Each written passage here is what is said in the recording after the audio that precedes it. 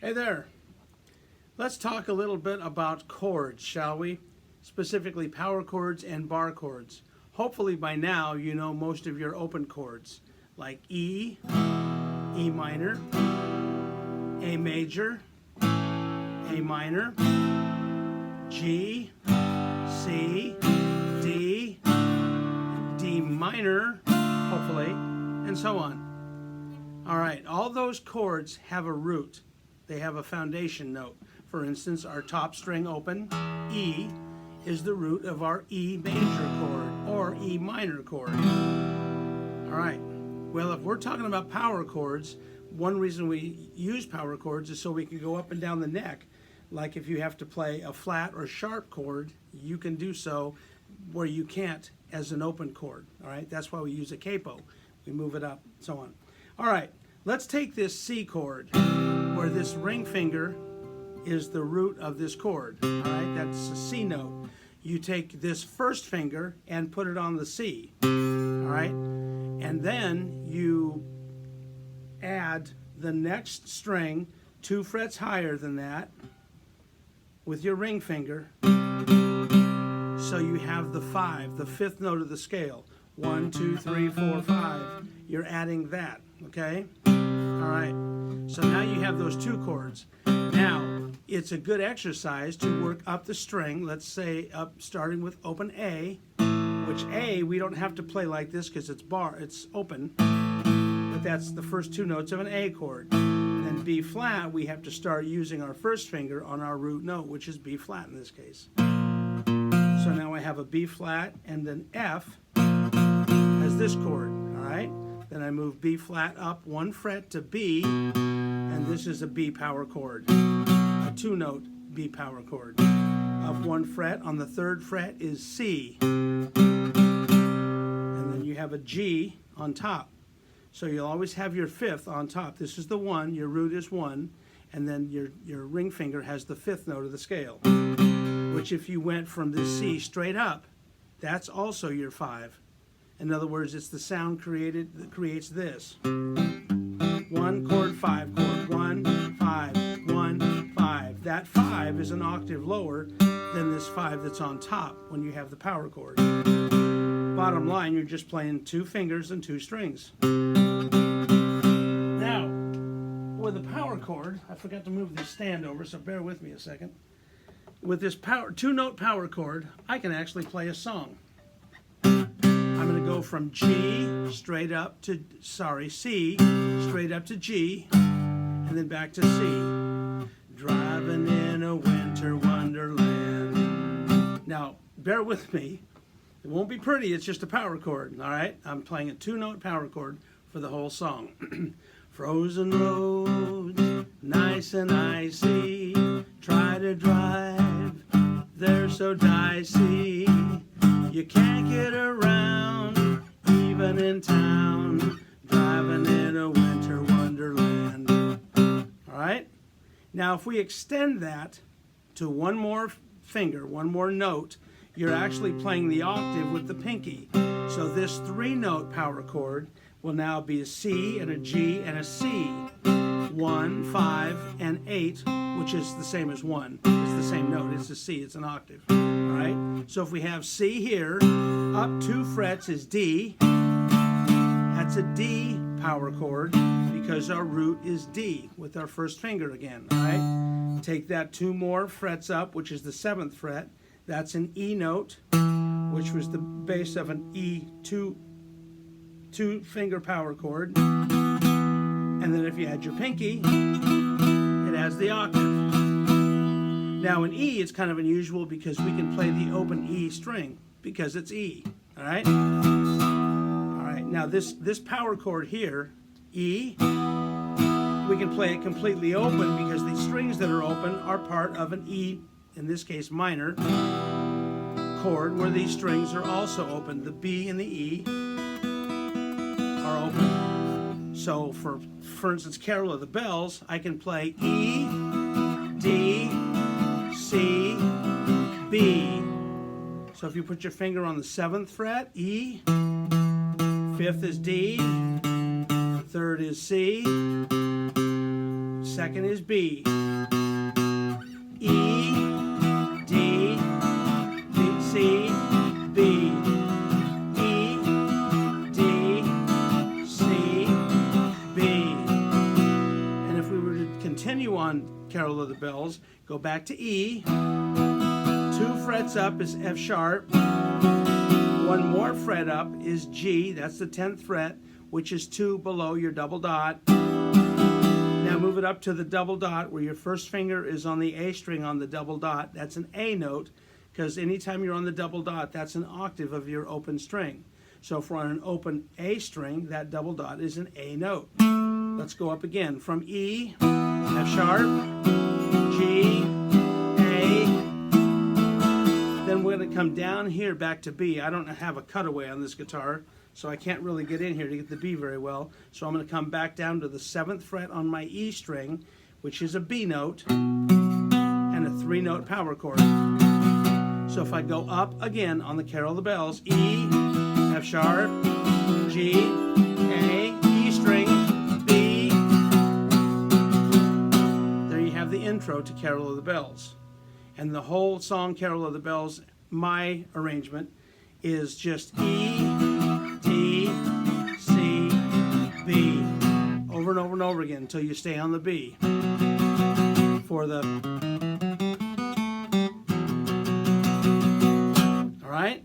Now that's power chords, which I prefer you play with the pinky as a 3-note power chord instead of as a 2-note power chord. It's just a little bit fuller. But if you're playing electric and you've got some distortion on, you might want to get by with the 2.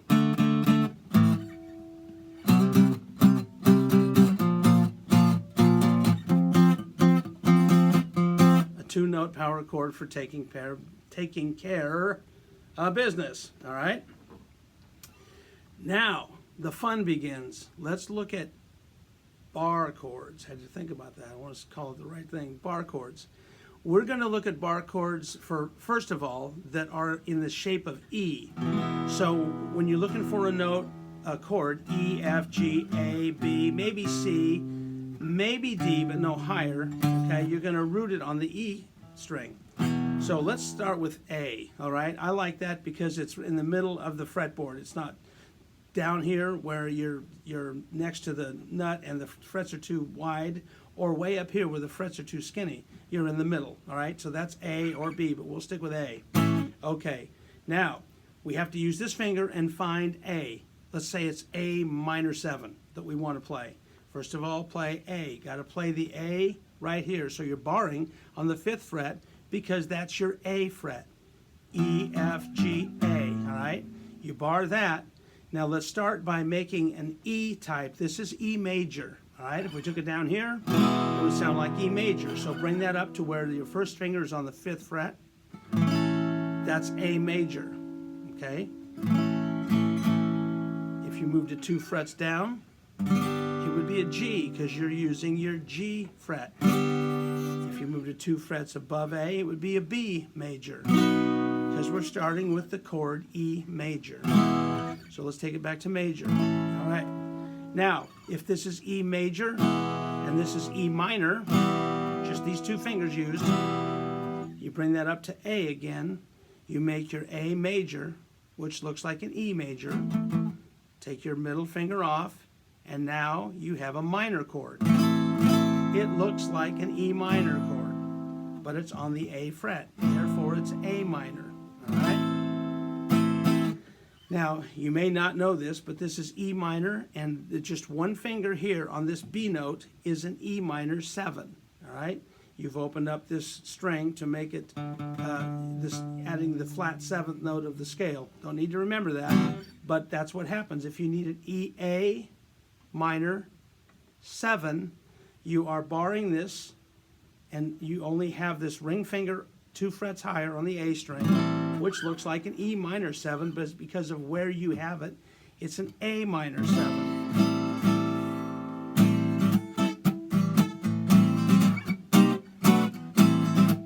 So I'm playing A minor 7, 3 frets up is a C minor 7, 1 fret lower is a B minor 7, and then back to an A minor 7. A,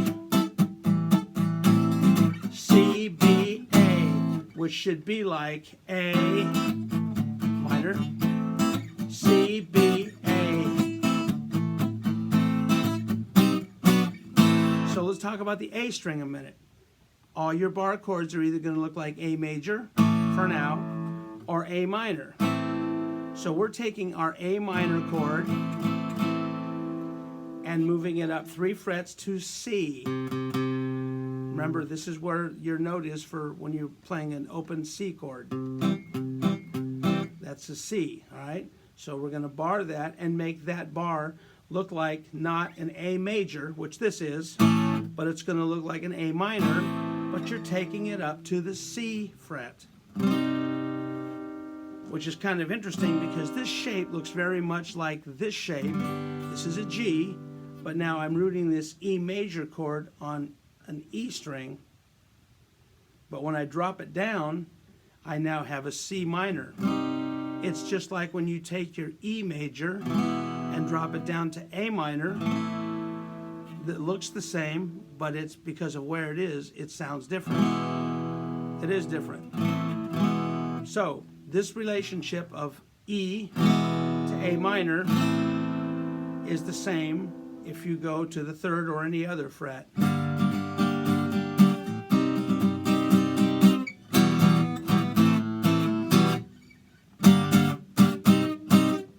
2 frets higher to A minor, to D minor, 2 frets higher. All right, so there we have your E type of bar chords. You have a G, because I'm rooting my E type on G. You have a G7. I took off my pinky, and it's just like an E7. If you move it up to the 5th fret, that's where your A fret is.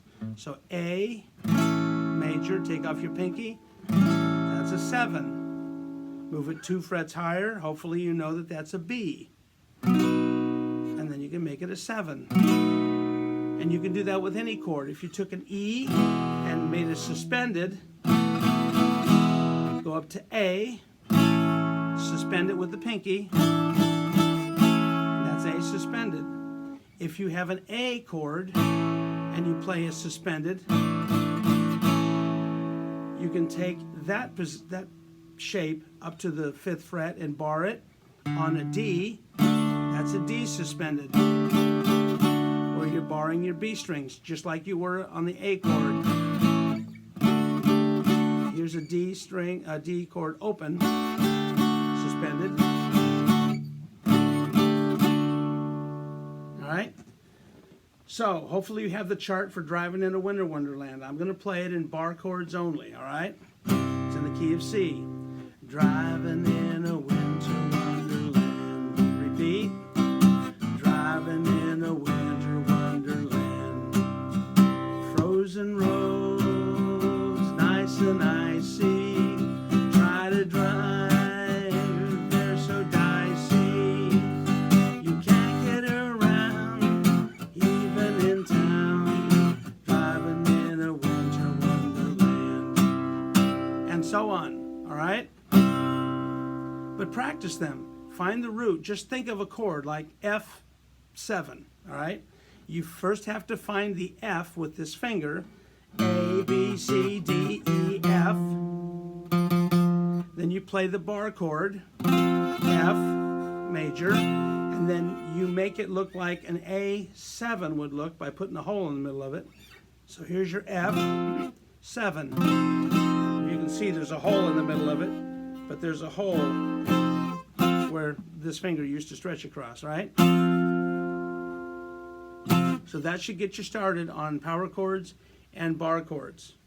You have to know the notes of your 1st and 2nd strings at least till about the 7th or 9th fret. Okay? All right. Have fun with it. See you soon.